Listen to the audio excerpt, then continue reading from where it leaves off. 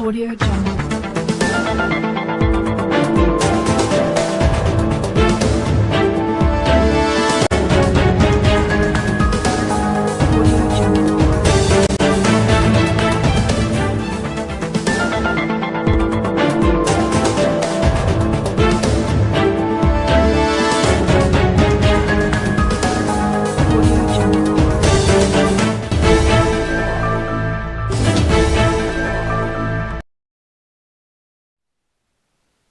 Let's join hands with government to make our environment conducive for business to thrive. Good afternoon and welcome to Business News on Rstv, Channel 22 Port Harcourt. I am Catherine Ago. You can watch Rstv News live on YouTube at Rstv Online and on Facebook at Rstv22PH Online. You can subscribe and click on the notification bell for updates on our live feeds. The Nigeria Deposit Insurance Corporation has said the deposit insurance system is implementing an important component of the nation's financial safety net. The managing director, Bello Hassan, made this known during the Editors Forum in Lagos. He said the corporation's operations focuses on minimizing bank runs and failures through strict banking supervision, reimbursement of insured depositors in the event of bank failure, and orderly liquidation of failed banks. These, according to him, complement the efforts of the Central Bank of Nigeria to achieve a secure and stable banking system. He noted that the NDIC had at various times confronted the same challenges as other financial safety net players affecting the nation's financial system as a result of the impact of macroeconomic factors and the changing dimensions of the financial services industry, which is constantly evolving. The Lagos Chamber of Commerce and Industry has said it shares similar views with the World Bank on the opacity and on the performance of the Nigerian National Petroleum Corporation Limited and other government-owned enterprises. LCCI said the improvement of government revenue in World Bank could only be achieved by reforms and commitment on the part of the government to improve transparency and a comprehensive strategy that will enhance the performance of the enterprises, including privatization options. LCCI Director General Dr. Chiyere Almona, in a statement, said it would not support the immediate increase in value-added tax, but due to its cost impact on consumers in the immediate term. On the partial return of subsidy, she said the chamber supports the views of World Bank and the need to adjust petrol prices to reflect market conditions. According to her, over the years, the chamber has consistently advocated the full deregulation of petroleum products. Investors in the Nigerian exchange gained 464 billion naira after recording 4 bullish trade sessions last week.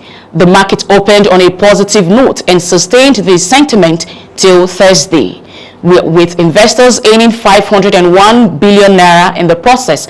The market, however, suffered a decline on Friday on the back of sell-offs in some banking stocks. The NGX All-Share Index concluded the trading week with a 1.18% week-on-week increases as it crosses the 72,000 mark to close at 72,389.23 points.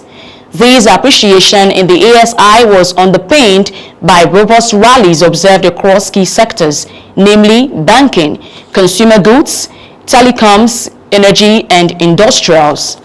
The reports say analyses of the sectoral performances showed that the banking, consumer goods, and industrial indexes were up by 7.01%, 0.22%, and 0.24% respectively.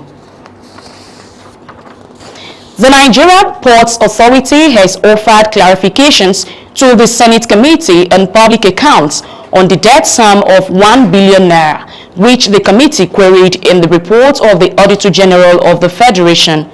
Its clarification also extended to over $852 million cited in the Auditor General of the Federation's report being circulated in the media, even as it is explained that a total out of $252,354,156.43 million of some have been recovered. Managing Director of the MPA, Mohammed Bello Koko, who appeared before the committee, said that the House Committee on Public Accounts heading the 9th Assembly thoroughly verified the money and had given the authority a clean bill of health. Bello Koko explained that the misunderstanding between the position of the Senate and House of Representatives Public Accounts Committee arose from the continuous repetition of sums dating back to the period before the year 2006 concession of the authority, which the current MPA management had already accounted for, but the sums had yet to be expunged from its books. Bello Koko assured the Senate Committee on Public Accounts that in the spirit of public accountability, we will always be open to give account. Retirees under the contributory pension scheme have demanded the implementation of minimum pensions. They made their request known in a statement pension titled Demand for the Full Implementation of Contributory Pension Scheme in Nigeria, which was signed by the President, Contributory Pensioners Union of Nigeria, Ele Branch Ibadan, Matthew Shitu. In the statement, they sought the support of Nigeria's President Bola Tinubu, the Chief of Staff of the Federation, the Senate President, and the Director General of the National Pension Commission. The retiree stated current wage upward review of minimum wage of 30,000 naira to federal civil servants and retirees, which no provisions was made for pensioners under the contributory pension scheme. We demand for a provision to be made for this group of contributory pensioners. Local airlines under the aegis of the Airlines Operators of Nigeria and local producers on the platform of the Manufacturers Association of Nigeria had begun plans aimed at getting Dangote Petrochemical Refinery to prioritize diesel and Jet A1 supplies to local carriers and manufacturers. The move came about 1 week after indication emerged that the Dangote Refinery's diesel and aviation fuel would hit the market by January 2024. This was after about 1 million liters of crude oil was supplied to the facility. The chairman of the United Nigeria Airlines and spokesperson for AON, Professor Obiora Okonkwo, said local carriers had begun talks with the management of the refinery, expressing hope that the talks would be fruitful. Infighting by unions is jeopardizing attempts to save thousands of steel making jobs. The UK's largest steel plant at Port Talbot is facing 3,000 job cuts on the plan being considered by owner Tata. There's a deep rift with community and GMB on one side and Unite on the other, which has withdrawn its support for a cross-union approach to talks. According to the report, it is understood that the largest steel union had invited Unite leaders to meet next week to resolve divisions. Unions appeared united in the fight to prevent job losses following Tata's announcement, but a major rift between them has now become bitter, with senior officials at Community and GMP and even some members of UNIT describing Unite's position as reckless. The boss of Hollywood Bowl has said the latest increase in the UK's minimum wage is quite painful, and the firm may need to raise prices next year. Stephen Burns told Newsman the rise had provided an unexpected hit.